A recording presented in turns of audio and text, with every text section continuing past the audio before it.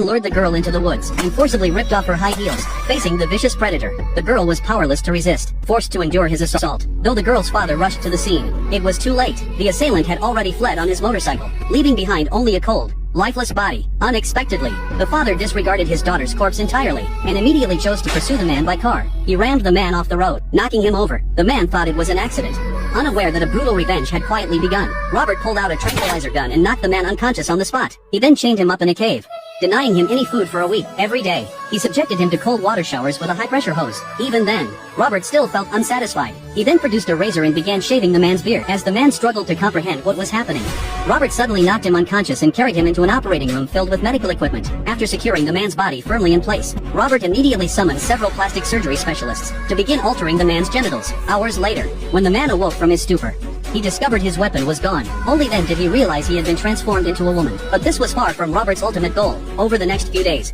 Robert performed several more surgeries, ultimately transforming the man beyond recognition. Not only did he acquire a woman's figure, even his voice had changed. Only the newly transplanted skin remained fragile, but Robert remained unfazed, having custom-made a bodysuit for him. Gazing at his reflection, the man seemed unable to accept reality. So, as Robert zipped up her bodysuit, she suddenly lunged, kicking him hard to the ground. Then she scrambled toward the door, but she hadn't anticipated Robert had replaced the lock with a remote-controlled mechanism. With no escape in sight, she resorted to holding a knife to her own throat, threatening Robert to open the door. Robert never believed she'd be so impulsive. Yet, to his shock, she truly cut her own skin. Robert remained utterly unflappable, immediately carrying her into the operating room. With masterful surgical skill, he stitched the wound closed, thread by thread, miraculously pulling the man back from the brink of death. After the procedure, the doctor removed the man's mask. She had been completely transformed into a woman. Seeing her lifelike features, the doctor instantly gave her a new name, Vera. He even prepared various dresses for her, but Vera refused to comply, tearing all the dresses into shreds and vacuuming them away. Undeterred, the doctor brought several beauty books and a pile of cosmetics,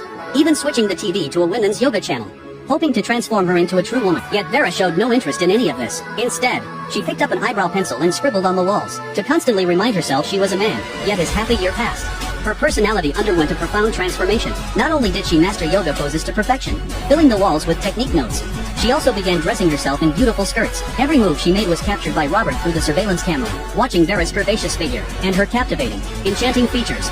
Robert could no longer contain the turmoil within. After half a year, he opened the door to the secret room, yet he never imagined Vera would be even more proactive than him, voicing her desire to live with him. Though Robert shared this wish, he decided to test Vera first. He deliberately hired a nanny to monitor her, but unexpected events always strike suddenly. One day, just as Robert left for work, an uninvited guest arrived at the house. This was the nanny's son, a man who spent his days loafing about, with a penchant for drug dealing and lusting after women. His mother ordered him to leave immediately after dinner, but just as he was about to depart, he found himself utterly captivated by